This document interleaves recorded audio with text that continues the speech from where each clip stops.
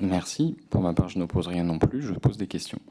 Avez-vous eu connaissance de la rencontre entre Emmanuel Macron et Vincent Bolloré en septembre dernier? J'entends par d'autres canaux, par d'autres moyens que l'article du Monde qui a pu être consacré. Je n'étais pas ministre de la Culture. Ce n'était pas ma question. Veuillez répondre à ma question, s'il vous plaît. Je n'étais pas ministre de la Culture, donc je n'étais pas dans l'agenda ni présidentiel ni ministériel. Voilà. Je vais me permettre de vous rappeler que vous avez prêté serment et que je vous ai posé une question précise. Avez-vous eu connaissance de la rencontre entre Emmanuel Macron et Vincent Bolloré en septembre dernier par d'autres moyens que l'existence d'un article de presse du Monde sur le sujet? Je n'ai aucune connaissance des rencontres du président de la République avec les personnes qu'il souhaite rencontrer. Estimez-vous qu'il existerait un lien entre cette rencontre et votre nomination? Là, ça devient très personnel. Non, mais ça devient très personnel, monsieur le rapporteur. Je prends aussi à témoin les députés. Moi, je veux bien. Mais là, vous allez trop loin, monsieur le rapporteur. Je vous le dis. Voilà. Non, ce sont des questions qui soupçonnent des choses. Voilà. Donc moi, j'ai prêté serment, je réponds clairement. Vous m'auditionnez comme ministre de la Culture, je réponds à ces questions. Là, je veux vous dire, la croisade, les attaques, les collusions ou autres, je ne suis pas là pour répondre à ça. Voilà. Parce que là, c'est du soupçon. Donc, vous mettez en cause ma légitimité, monsieur le rapporteur, vous mettez en cause ma capacité, vous mettez en cause ma compétence. Je ne pourrais pas être nommé uniquement, simplement, je serais l'objet d'un contrat entre deux hommes pour que je puisse exercer une fonction. Non mais je vous pose la question et je prends à témoin les parlementaires. Est-ce que j'ai besoin que quelqu'un se rencontre en disant il faut la prendre ou pas? Vous mettez en... Non, monsieur le rapporteur. Moi, je suis une responsable politique, engagée politiquement. J'ai fait mes preuves politiquement, j'ai une légitimité. Vous souhaitez la mettre en cause depuis le début de cette audition, je n'accepte pas. À chaque fois, ça va trop loin. Voilà. Donc moi aussi, j'ai le droit d'être absolument pas content de ce type de questions. Parce que le soupçon n'est pas acceptable. Dites-moi pourquoi il suffirait que deux hommes parlent de moi pour pouvoir me nommer. Pourquoi? Quelle est votre idée derrière la tête, monsieur le rapporteur? Ça serait quoi? Qu'ils auraient quelque chose qu'ils auraient conclu ensemble et que je serais le prix de ce contrat? Non, écoutez, on entend, Madame la Ministre, que ce n'est pas acceptable et c'est dommage, ce n'est pas la première fois qu'on vous auditionne. Effectivement, personne s'était à comporter avec vous malgré toutes les différences politiques. Donc, je vais laisser au rapporteur le temps de regarder ces questions de manière à ce qu'elles respectent bien le cadre de la commission. Et nous allons prendre dans un premier temps des questions des députés membres, ce qui laissera à monsieur le rapporteur le temps de reformuler, de vérifier ces questions pour qu'elles répondent vraiment à l'objet de ces travaux. Eh bien, je donne donc la parole. Je rappelle que les questions doivent vraiment respecter l'ordre et l'objet de cette commission d'enquête. Avant de redonner à nouveau redonner la parole à monsieur le rapporteur. Madame la ministre, une petite mise au point. Il est bien évident que je ne mets en cause ni votre légitimité, ni votre compétence. Je ne me reconnais aucun titre pour le faire et ce n'est pas mon intention. Par ailleurs, je n'ai néanmoins jamais quitté le sujet de la commission d'enquête. Peut-être que je l'ai fait d'une façon qui vous a paru implicite, voire insinuante. Néanmoins, je n'ai jamais quitté le sujet.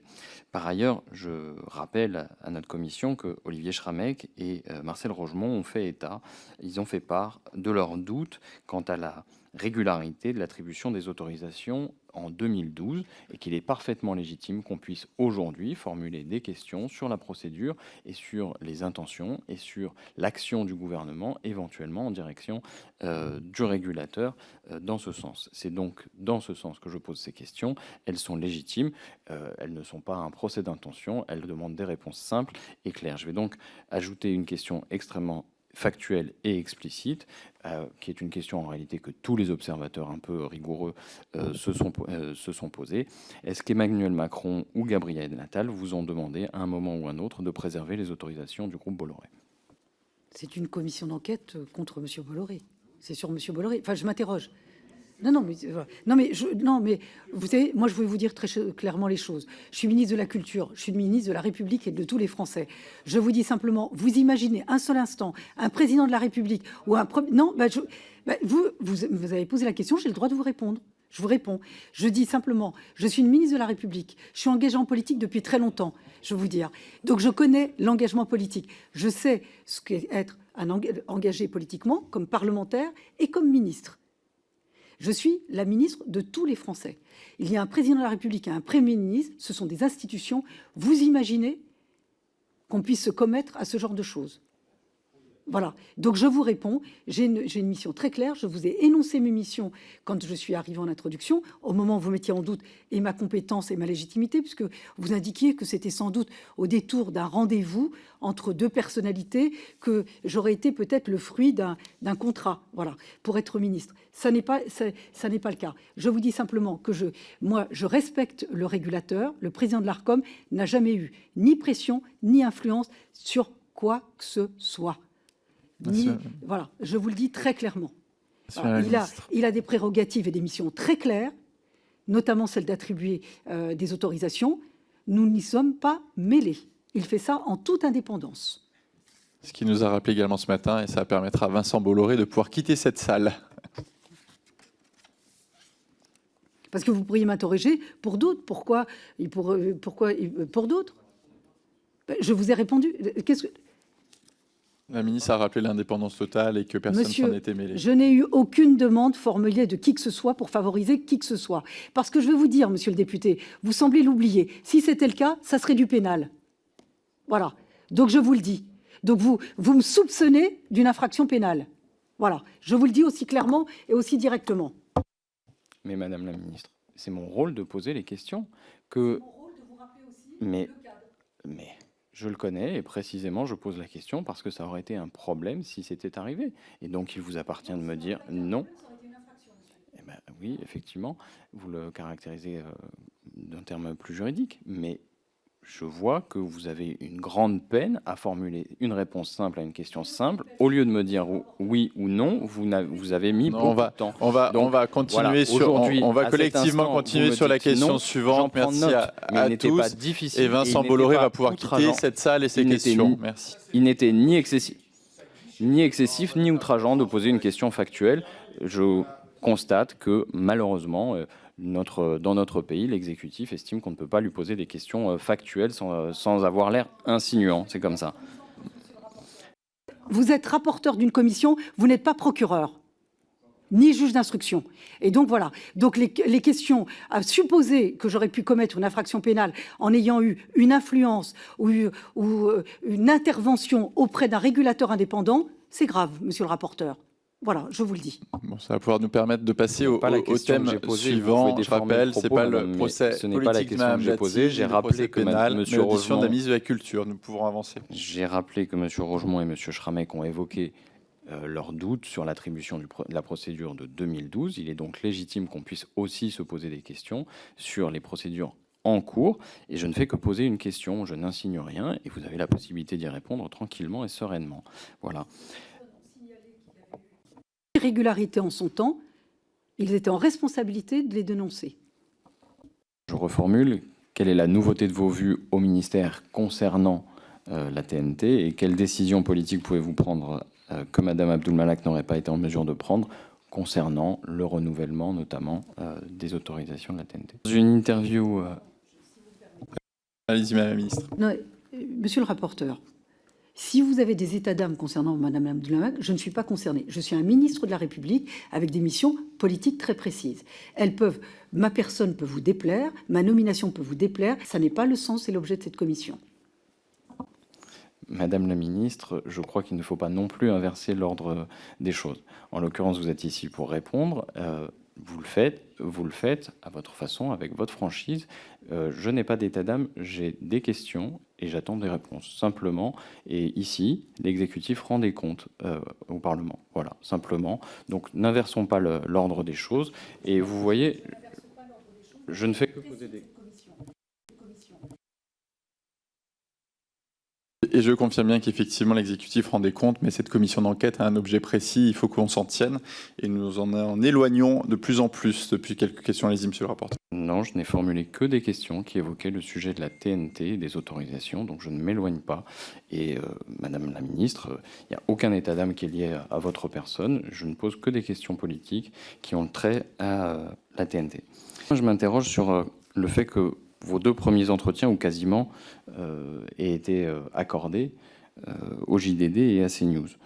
En réalité, donc 2 médias du groupe Bolloré. Notamment le 6 février, vous étiez en plateau pour expliquer ou pour répondre à Madame Mabrouk, et vous admettiez avec elle que le wokisme était devenu une politique de censure. Est-ce que, avant toute chose, vous pourriez me donner une définition du mot wokisme, s'il vous plaît? Ma première interview a été donnée sur France Inter. Si, parce que vous dites, avec beaucoup d'étonnement, que j'étais sur les chaînes du groupe Bolloré, et je crois que ça n'est pas interdit d'être sur les chaînes du groupe Bolloré. J'ai la tutelle des médias, l'audiovisuel public, et évidemment, j'ai aussi la responsabilité du pluralisme, de la transparence, de la probité, de l'éthique, pour l'ensemble du paysage audiovisuel français. Et moi, je n'oppose pas l'audiovisuel privé à l'audiovisuel public. Vous ne me trouverez jamais là-dessus. Donc, c'était ce que je voulais répondre.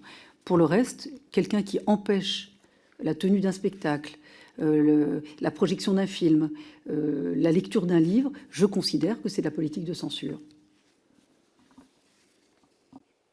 Merci, mais comme telle n'était pas ma question, je vous demandais, est-ce que vous pouviez me définir le wokisme, s'il vous plaît? Je n'en connais pas la définition précise. Mais moi, je vous dis que quelqu'un qui empêche rien ne justifie aucune idéologie, aucune action, aucune cause ne justifie d'empêcher la projection d'un film, la tenue d'une conférence, la tenue d'une pièce de théâtre ou la lecture d'un livre.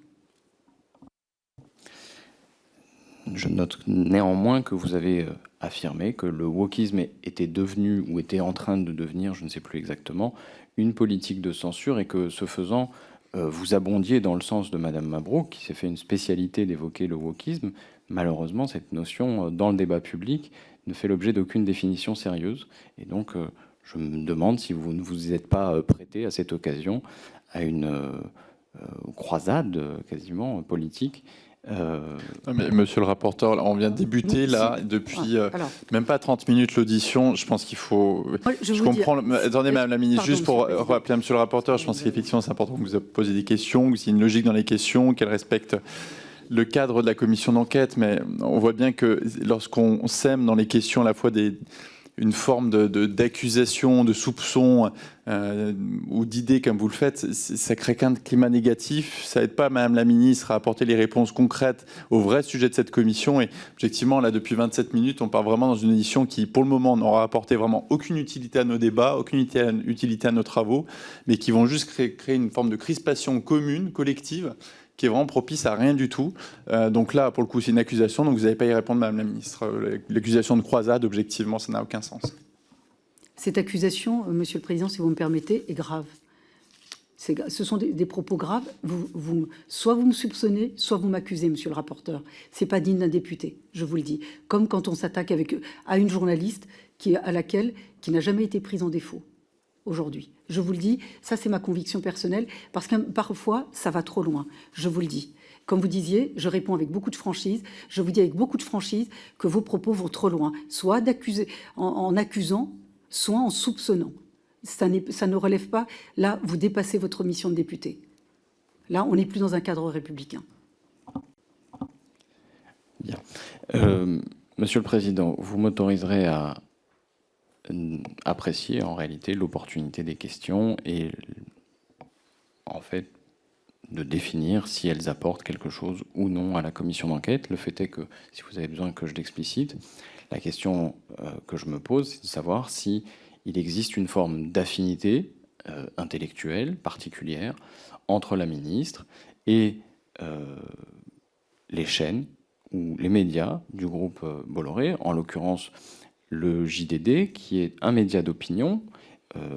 Ce n'est pas dans notre commission d'enquête de se prononcer sur l'opportunité que le JDD soit un média d'opinion. En revanche, il est dans le périmètre de notre commission d'enquête de se demander si la chaîne télévisée de M. Bolloré d'information, CNews, est bien devenue une chaîne d'opinion, et à cet égard, il est normal que je m'interroge sur la cohérence des prises de position dans le groupe Bolloré et des personnes qui souhaitent y répondre. Donc, il n'y a pas d'insinuation, simplement je pose des questions et je cherche à avoir des faits. Mais je poursuis pour vous demander des faits, Madame la Ministre, et encore une fois, je suis, à mon avis, seul juge de l'opportunité de ces questions. Avez-vous échangé avec Monsieur Bolloré ou avec Messieurs Bolloré, Vincent Bolloré, Yannick Bolloré ou Arnaud Puyfontaine au sujet des chaînes du groupe Canal+, avant ou après votre nomination rue de Valois? Je n'ai pas échangé avec Monsieur Bolloré.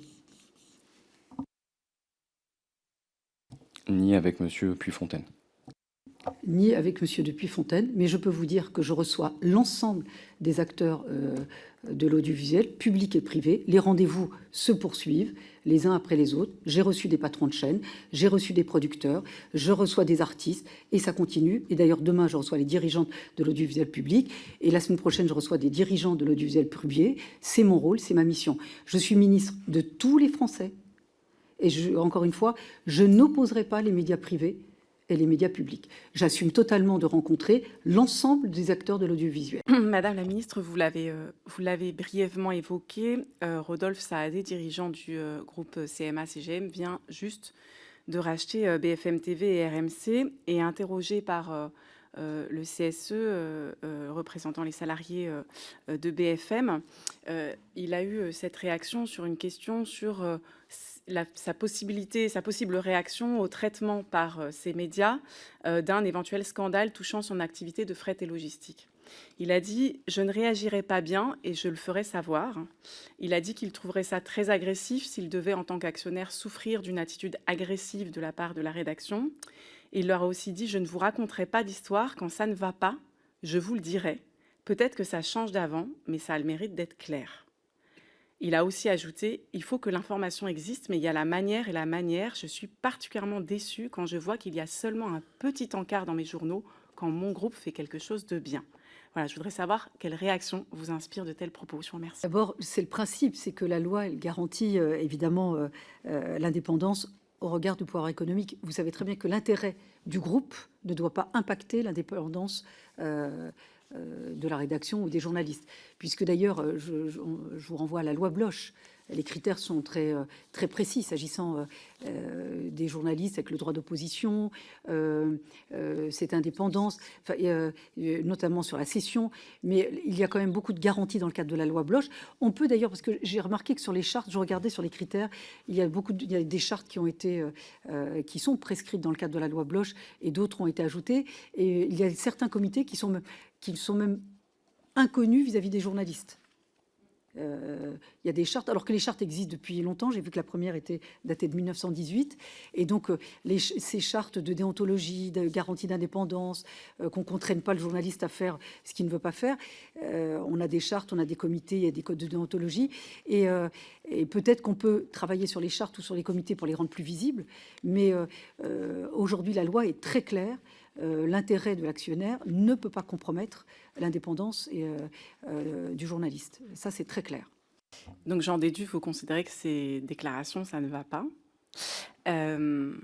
Et donc, ça nous amène, puisque vous mentionnez cette loi Bloch. Bon, pour vous dire, moi, ces déclarations m'ont beaucoup rappelé aussi d'autres déclarations, celle de Cyril Hanouna, sur le plateau de son émission, expliquant qu'on ne pouvait pas évoquer les affaires de Bolloré en Afrique parce qu'on était sur la chaîne C8 possédée par Bolloré, en l'expliquant tel quel. Pour moi, ça pose un énorme souci.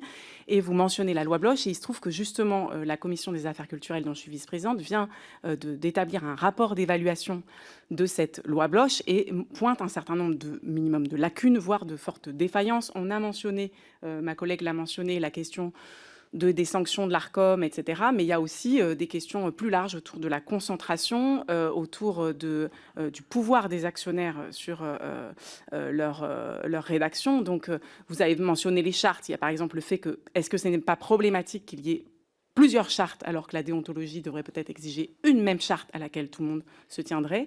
Est-ce qu'il n'y a pas, dans la concentration même des médias, une atteinte au pluralisme et à la diversité? Donc j'aimerais avoir votre position de principe là-dessus. Et j'en profite pour vous ajouter la question sur la concentration et le maintien du pluralisme, pour vous poser une question quand même que beaucoup de gens se posent sur vos intentions cette fois-ci pour l'audiovisuel public, puisque vous parlez d'une forme de concentration au sein de l'audiovisuel public. Vous avez parlé de fusion, de synergie, mais on sait bien qu'il y a plusieurs projets sur la table et qu'il y a le rapport Hugonet-Carucci, mais il y a aussi la PPL Lafon. Et je crois que beaucoup de gens aimeraient savoir précisément si vous êtes en train de nous ressortir un projet de holding dont tous les concernés vous disent qu'il aboutit en fait à une forme de réduction du pluralisme qui existe ou qui, en tout cas, doit peut-être être même renforcé dans l'audiovisuel public aujourd'hui. Je vous remercie. Alors, sur le dernier point, je vous renvoie aussi aux interviews de Mme Ernotte ou de Sybille Veil, qui sont favorables à cette proposition de loi Lafon. Les dirigeantes y sont favorables. Avec les parlementaires, on a un débat. Le débat parlementaire, de toute façon, vous pouvez quand même en convenir qu'on ne peut pas rester sur ce statu quo. En plus, on arrive à une période où, comme je l'ai dit la dernière fois, les instances seront renouvelées l'année prochaine. Donc, c'est le moment, j'allais dire, ou jamais. Alors, face à un audiovisuel privé qui se structure, qui évidemment rassemble ses forces, vous le voyez, on le voit tous les jours. On ne peut pas avoir cet audiovisuel public totalement dispersé. Madame la députée Constance Le Grip l'a rappelé tout à l'heure. Les modèles finlandais, italien, belge, aujourd'hui le modèle anglais. Regardez la puissance de la BBC aujourd'hui, alors qu'il est contraint à de fortes économies aujourd'hui, la BBC, puisque évidemment, et c'est beaucoup plus puissant et beaucoup plus... Qui imaginerait pouvoir supprimer ou déstabiliser la BBC aujourd'hui? Parce qu'ils ont rassemblé leurs forces. Regardez leurs reportages, leurs rédactions, tout ça est vraiment de manière très forte, très puissant et très rassemblé, pour ne pas dire fusionné. Et donc, aujourd'hui, nous avons sur la table, évidemment, la proposition de loi qui a été adoptée au Sénat du sénateur Laurent Lafon, avec, évidemment, inspiré aussi du rapport Hugonet-Carucci. Et donc, je pense que dans cette instance, à l'Assemblée nationale, j'espère que nous pourrons en débattre totalement sereinement, de tous les sujets, d'ailleurs, que vous avez indiqués, qui sont des sujets majeurs, comme je le disais tout à l'heure, dans un espace médiatique ou public détérioré, à mon sens. Ça, c'est le premier point. Sur, tout à l'heure, vous disiez que vous étiez inquiète, vous rappeliez les propos de Cyril Hanouna. Je crois qu'il a été lourdement sanctionné. La chaîne a été lourdement sanctionnée. Donc, l'Arcom joue tout à fait son rôle. Et sur les concentrations, sauf à se voiler la face, mais aujourd'hui, vous le savez très bien, les médias, les journalistes, s'ils veulent faire un travail de qualité, parce que l'information fiable, de qualité, ça a un coût. Et donc, si vous ne vous adossez pas à un groupe industriel, je ne vois pas comment on fait aujourd'hui. Et plus vous pauperisez les journalistes, plus vous dégradez la nature de l'information, pour ne pas dire que ça conduit à la désinformation. Et donc, moi, je suis assez favorable, et je pense que c'est vital que des groupes industriels puissent être propriétaires de médias, bien au contraire. Et la loi garantit l'indépendance, justement, aux journalistes. Ça, la loi est très claire là-dessus. Et l'intérêt économique de l'entreprise ne doit pas compromettre cette indépendance.